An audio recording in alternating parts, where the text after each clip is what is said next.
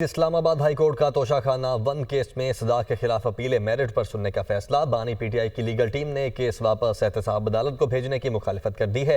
بانی P T I اور Bushra be be کی اپیلوں میں میرٹ پر ہائی کورٹ کے سامنے ہی دلائل دینے کا فیصلہ کیا گیا ہے۔ رضوان قاضی ہمارے ساتھ موجود ہیں۔ رضوان، کیا ڈیٹیلز ہیں؟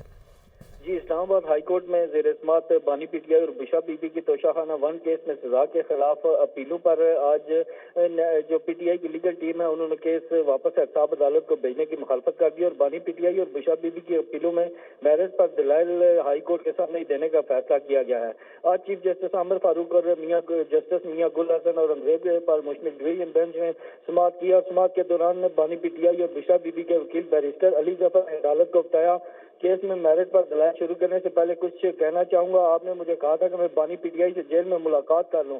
مجھے بانی پی ٹی آئی سے ملاقات کی اجازت نہیں دی گئی۔ مجھے اب لیگل ٹیم سے انڈائریکٹ ہدایات مل چکی ہیں۔ میں ان اپیلوں پر اپنے دلائل شروع کروں گا۔